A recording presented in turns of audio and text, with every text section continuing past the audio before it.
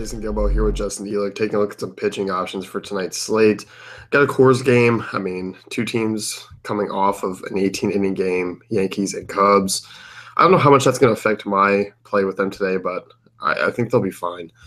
Yeah, I honestly don't think it's going to change much for me. Maybe we see an aging guy or two maybe get the day off. But, I mean, aside from that, maybe with the Yankees, I mean, the guys like Gardner and Ellsbury, Matt Holliday, those guys, maybe you see one of those guys get a day off. But, I mean, most of these guys are young. And, I mean, an 18-inning game in basketball is not like – or in baseball is not like a double overtime game in basketball. You know what I mean? Like, it's not going to take that much out of your body. You're still sitting there waiting during half of the time. So it's not – like, these kids are young. They'll be fine. Yeah. Pitching tonight, I mean, it's kind of I feel like it's a weird slate. I feel like there's more risky arms than there are actual safe arms. Yeah, I mean, normally you'd think Jacob deGrom is, I mean, I still think he's probably the safest option on the board because he is pitching at home. Giants have been somehow just absolutely horrible against righties. I mean, lowest WRC plus, second lowest WOBA, I think lowest ISO. I mean, just absolutely horrible against righties. And deGrom's given up a lot of hard contact and walking an insane amount of batters, over 10%, but he's still striking out 30% of batters. He still has 3 games of 10-plus strikeouts. So, I mean, his price isn't really that prohibitive either, unless you're trying to stack up Coors bets. So I still think he's the best option. I mean, don't expect him to go out and completely shut this team out. But, I mean, we saw bad Reds pitching shut this team down too. So you got to imagine that deGrom is still got probably, 7, 8 strikeout right in there. And this one probably quality start. So once we get past him, it kind of gets a little dicey, I think. Yeah, no, I'm with you. I mean, safety-wise, I think deGrom definitely brings it to the table. As you mentioned, that 30-plus, percent strikeout rate, missing a ton of bats. I mean, 15.7% swinging strike rate on the year. That's up in like Chris Sale territory right now. Yeah, I mean, that's excellent. So it's, once they see the ball, they're hitting it hard. But at the same time, if you've got that floor of probably 7 to 8 strikeouts, even if he gives up 3-4 runs, like he's not going to kill your lineup. Yeah, you look at the Giants team. I mean, they are not hitting for power at all. No, I mean it's bad. They don't have. I mean, think about it. Posey's not hitting for power. Belt had that 2-homer game, and that's pretty much it. Brandon Crawford's not really hitting for power anymore either. I mean, this is all of a sudden one of the worst lineups in baseball, and I don't feel bad about it. No, when you have like Denard Span and Joe Panic, yeah. You're not hitting for a lot of power. No, Denard Span. He hit a homer that one time. That one time, yeah. One time. After that, I mean, we do have some notable names. Carlos Martinez is up there, getting the Marlins on the road. Martinez is a little bit riskier, but I do feel okay about using him tonight just because of kind of the other surrounding options. Yeah, I mean, Martinez isn't a guy that I usually love. I mean, he still kind of walks too many batters, 9% walk rate, but his swing and strike rate's almost 12% this year. He's never been a guy that's given up many homers. I mean, 1 homer per 9 this year, but for his career, 0.6. So, I mean, he does a great job keeping the ball in the park. And, so far this year, he's actually been really good against lefties and righties. Lefties under 200 or under 300 WOBA. And that's been his issue for most of his career is lefties. And, outside of Christian Yelich, all the best hitters on this team are righties, and Martinez throughout his career has been really good against righties. So big ballpark too. So, I mean, if you can't quite fit deGrom, I think that Carlos Martinez is a perfectly fine cash game option. I mean, he's got a double-digit strikeout game, but also had 8 walks in that game. So that's the problem with a lot of these guys tonight. Another guy we'll talk about here in a couple minutes too, I'm sure. Strikeout upside is kind of there, but the command has just been horrible with a lot of these guys this year. Yeah, it has, and I don't know kind of what – I mean, some of these guys have been effectively wild, but it doesn't make good if you're watching these games and you just see Carlos Martinez walks a batter, walks like the 8-hitter, walks a pitcher. I mean, we've seen it before with these guys, and it's crazy, but ridiculous. I like Martinez. Yeah, I mean, as you mentioned, big ballpark there. Marlins are just one of those teams where – they're kind of like on the teetering point. I don't love to pick on them, but I can see why too. They're always like middle of the road and everything, and it's just kind of a matter of if they're on or off. But I think definitely Martinez is probably coming as my number 2 behind deGrom. Yeah, I'm on board with that too. So, Dodgers up in the air at the moment between Brandon McCarthy and Alex Wood. It's 11:19 a.m. Eastern, and we're still trying to figure this out. But it looks like Brandon McCarthy's listed more times than not over Alex Wood on most of these sites. Yeah, and I'm kind of hoping that he is because we were talking about it, how Alex Wood really has no leash here. He's not throwing a lot of pitches, not going deep into games. Kind of not really through any fault of his own, of course. It's just the fact that they're taking it easy on him. So, I think he's still an okay option. But, listed right now with McCarthy, you're seeing he's a minus 200 favorite. So, assuming that he stays there, then, he's not a big strikeout guy by any means. I'm not a guy that misses a lot of bats at all. But, he's a guy that he's a quality start machine. He does a good job of not allowing home runs, keeps the ball in the park. I mean, 21% strikeout rate, obviously below average. 8% walk rate, not great. But, I mean, he does do just a good job of just limiting damage. He never really gets crushed. So I think he's a good secondary option on two pitcher sites for cash games. But if he doesn't go, then I think Alex Wood's more of a tournament guy for me. Yeah, I think so. Because, I mean, you look at Pirates are definitely better against left-handers. I mean, 10th in WOBA, 188 ISO. And then that drops way down against right-handers, bottom 10, 130 ISO. So, I mean, you're kind of hoping if you do want to attack this Pirates team, it is McCarthy because they can't. I mean, obviously, starting Marte out of the lineup, but they still can hit lefties pretty decently because they do have a ton of right-handed bats. Yeah, exactly. And I mean, even aging guys like David Freese have been, still somehow decent against lefties. And people still think Jordy Mercer is good against lefties. He really isn't, but at least he bats high in the order. So come on, there's definitely show the man some respect. Come on, he's not. Come on, Jordy. Are you going to defend Jordy Mercer? Yeah. All right. Hold on. Yeah, get those stats. Yeah, let's see what he's doing against lefties this year. Yeah, it's not a whole hell of a lot. I think he hit a homer against one once. Yeah, Lester. I think he's all right. He's hit like 107. Billy Martinez hits homers against lefties. All right. What? He's hitting 167 against lefties this year, but yeah, all right. He's not good. All right, maybe he's fallen off a little bit, but Mercer's been good to me in the past. Okay. No, that's fine. And if you're playing cash games, you're trying to get Coors bats in, he's probably going to be, what is he, 23, 2400, something like that. He's 26 on FanDuel, so he's kind of getting up there. But I mean, usually he's so cheap you can just slot him in and hope he gets a hold of one. Yeah. But I mean, I don't like him. He's not good. Plus, I mean, there's only one Jordy in my book, and his name's Jordy Nelson. Jordy Nelson. Yeah, that's okay. I miss football now. I know. Soon enough. Soon enough. The Joe Mixon era starts. As far as other guys, I mean, we'll talk safety here first. Trevor Cahill, I definitely think is bigger ballpark, definitely on the safer side because we'll get to more risky guys here in a second. Yeah, I mean, Cahill is one of those guys that you hear that name and he's been not very good, and ultimately over his career, I mean, kind of pretty below average. But you look at what he's done this season, and I mean, 7, 8, 6, 9, and 7 strikeouts, had 3+ walks in 3 of those games. But, I mean, he's still a guy who's coming out here and missing bats. He's not really pitching deep in the games, which you don't like. But, I mean, his strikeout rate is second on the slate behind DeGrom. I mean, ahead of Martinez, ahead of Arrieta. Is allowing a lot of hard contact, which is kind of concerning, 40%. But his swing strike rate of 13%. Still not giving up home runs, 0.60 per 9. I mean, I think the good outweighs the bad there. Because if you're missing a ton of bats, I mean, like with DeGrom, the hard contact rate's not going to hurt you a whole lot. And we know this Texas team over the last couple of years has been pretty bad on the road. So, I'm not terribly concerned about that. I think he's a fine option.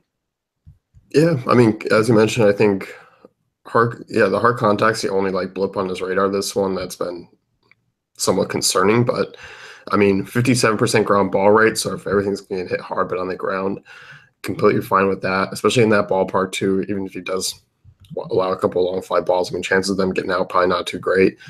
As you mentioned, Rangers on the road, not particularly thrilling. Even against righties this year, I mean, just in general, 23.4% strikeout rate. They do have a ton of power. I mean, 203 ISO, but 18th in WOBA. This is just such a boomer bust team, and I think Cahill can definitely go out there and get you 6 strong innings. And possibly a win. I mean, Nick Martinez is on the other side. Yeah, that's true. I mean, he's listed as minus 130 favorite. Total's only 7.5 too, so they're expecting this one to be low scoring. I kind of like the San Diego side for bats, of course. So, like you said, they should be able to get him plenty of support in this one. So, I think that, yeah, I don't like playing Texas bats on the road, and you figure maybe he ends up serving up a homer or something, but he's done a good job of limiting damage. So, if you can get that 6 strikeout floor, then at that price, he's doing pretty well for you. Yeah, no, definitely. Gio Gonzalez, this was kind of one we just talked about. You feel a bit stronger than I do on him. I mean, okay, so just to be clear here, I don't like Gio Gonzalez. I don't think he's not a pitcher that I'm ever excited about playing, but the Orioles have been just absolutely horrible against lefties. 26.3% strikeout rate is, I believe, tied with the Rays for the highest in baseball, higher than the Brewers now even. 7.5% walk rate, also low, which is good for Gio, which we'll get to. But 124 ISO, I mean, this is a team that people think has a lot of upside. And, I mean, they do, but it hasn't really been there this year. I mean, we saw Amir Garrett get 12 strikeouts against them. I mean, this is a team that just cannot make contact right now. And Gio, granted, still gives up way too many free passes. He gave up, 7 in his last game against Arizona, but also 8 strikeouts in that. And he hasn't given up more than 2 earned runs in any start. He's gone at least 6 innings in all but 1. So, I mean, sure, you're worried about the walk rate, but not giving up a ton of hard contacts, still missing a decent amount of bats. And, I mean, obviously in this spot, I guess nothing's really obvious, but, I mean, you got the top offense in baseball that should be able to get him plenty of run support in this one against Kevin Gausman, who I don't understand this, how Bryce Harper's supposed to come back, but this game's a pick 'em against Kevin Gausman. I don't really understand that. I would expect Gio and the Nationals would be a huge favorite. So maybe not huge on the road, but some sort of favorite. I mean, Clayton Kershaw was only a -144 favorite the other day against San Diego. Yeah, that's so I don't know. I don't know what's going on, but yeah. No, I don't. But either way, I mean, it's a good spot for him, and even if he gives up 3 or 4, he should get the win. Yeah, I mean, I'm definitely I'll have some Gio shares. If you roster Gio, it's just one of those things where it's like go out for 3 hours and do something. Yeah, it's like playing Francisco Liriano. Yeah, but honestly, I don't know how he does it. He'll throw 40 pitches in the first inning and maybe give up a run, but all of a sudden he gets through 6 and he has 8 strikeouts, and you're like, what happened? Yeah. So yeah, exactly. I think if he can dodge the beginning, which I think is better, or the troubling inning where he just walks a ton of guys and throws a ton of pitches, he'll be okay. Because as you mentioned, I mean, Orioles, I mean, they've been awful against lefties for a year and a half now. I don't know how, but they just have been 26% strikeout rate. So I'm definitely fine with it. I mean, definitely just a GPP guy. Yeah, I mean, my thought on it is if you're going to play a lefty who doesn't miss a whole lot of bats, but like him, it makes sense to play a team that has guys like Chris Davis and Mark Trumbo who swing at absolutely everything, even if it's not in the zone. So I think he's going to luck his way into a couple strikeouts he doesn't necessarily deserve here.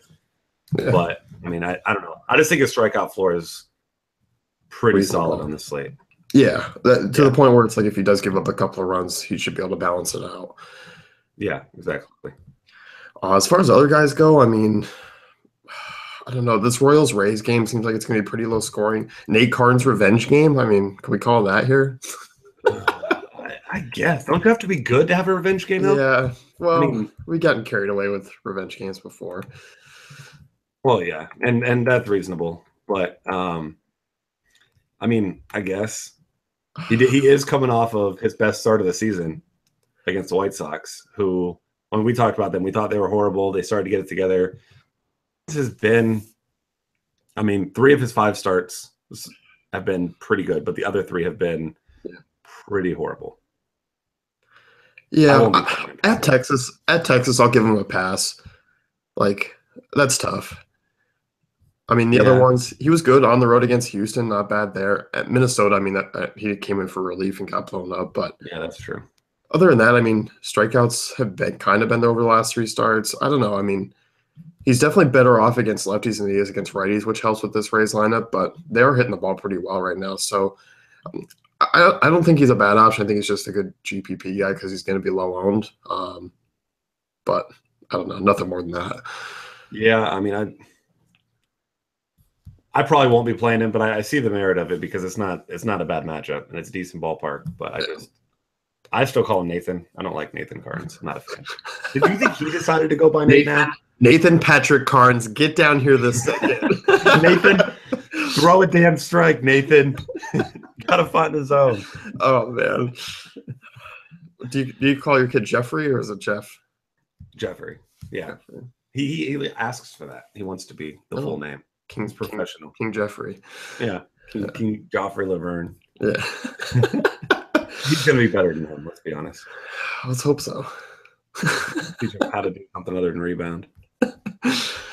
All right. Anyone else you want to talk about? I have one. Are you gonna make me talk about somebody else? Because I mean, Jake Arrieta's price is stupid cheap at Coors. I know it's Coors, but 8,300. I mean, I'm not telling you to play him anywhere near your cash games or anything, but I'm just saying his FanDuel price 8,300, 78 on DraftKings. We normally see these guys priced down at Coors, of course, and rightfully so. But I mean, that's a pretty significant drop. I mean, what, almost $3,000? So yeah. I'd say if he was 9K or so, you obviously just instantly avoid him. But if you're building a bunch of lineups and you can get, a Cy Young pitcher for 8K, I think you gotta consider it. Yeah, it's true. I mean, I think he's a worthy GPP option, and I don't know. I mean, the more I look throughout the day here, I mean, if Mike Trout's not in the lineup, Kendall Graveman at home might not be a bad spot to at 6,500 on DK is like an SP2 to fit some bats in. There isn't a ton of strikeout upside, but if he gets me 15 to 20 points at that price, I'm fine. Yeah, and I mean, he's another one of those guys doesn't strike out a lot of guys, but he's going to give you a quality start more often than not. So, yeah, I mean, I could see it, but definitely Trout's got to be out of the lineup because Trout ruined him himself. No, that's a deciding factor. Yeah. All right. I mean, outside of that, no thanks. Yeah. I have one guy, and I'm going to hate myself for probably by 8. No. Wait, let me guess. Matt Moore. It's Matt Moore. Dude, I mean, the likelihood of a win is probably a little bit rough, but I don't know, man. I just kind of like he's so boomer bust. I mean, great against the Dodgers one game, completely awful the next. Home against the Diamondbacks. I mean, it's just a matter of the curveball's working or not, and if he can find the plate. But I look at this Mets team. I mean, without Cespedes, I know they've been okay against lefties, but I still don't think this team's that great. I still think that those numbers against lefties, and I'll have to see how many homers Cespedes hit against lefties, but those numbers have got to be skewed because the rest of this team has been so bad against lefties. Well, Wilmer Flores is probably the only one that you really worry about. Yeah, and Jay Bruce is hitting lefties a little bit now. Yeah, he's always been a decent power guy against lefties. Yeah, true. But I mean, that 242 ISO is very, very misleading. This team does not have, without Cespedes, anywhere near that amount of power against lefties. No. So, I mean, I think I'm considering him in that ballpark. He's certainly been bad, but there's a lot of numbers. I mean, 58% left on base percentage, that's tremendously low. Is giving up a lot of hard contact. That's the big concern. But, I mean, we've seen Matt Moore. I mean, when he's on, there's a lot of big upside, but it's really just high risk at this point. Yeah, true. I mean, on a slate like this, you find a guy like that, they can go get you 35, 40 FanDuel points at some point, and you'll be in pretty good shape. But, I mean, you're going to need to find a cheap guy that's not Cahill with your core stacks because everyone's going to play Cahill with their core stacks. Yeah, and everyone else, no, not a chance. And everyone else, including Blake Snell, he also sucks. Let's not get carried away after one kind of okay 3-inning stretch in this last start. I mean, you're picking on all these guys, especially in Alaska. Yeah. Who do you think has the most strikeouts tonight? Most strikeouts? Yeah. I'm gonna go with Carlos Martinez. Damn, I thought you were gonna say DeGrom or someone else, but I was gonna say Gio, but no, I'll go Martinez, but Gio will have more than DeGrom. All right, I like that. I'll go with Matt Moore. Wow. Okay, I thought my Gio was bold. I mean, it could be. If he's got everything working, I'm going with Matt Moore. I mean, there's definitely 8 strikeouts that could be possibly 9 strikeouts. Yeah, I mean, you figure we can eliminate half the field right away. Ricky Davis, Gausman, Williams, Nick Martinez, Lasco, Snell, Lasco, Carnes, Graveman, Conley. All those guys are out. Yeah. So yeah, I really think it's between Cahill, Martinez, Gio, basically the guys we mentioned. Yeah. And I mean, it could be DeGrom. It definitely could be. That team doesn't strike out a ton, but I mean, The way he's that's missing strike rate. I mean, it's insane.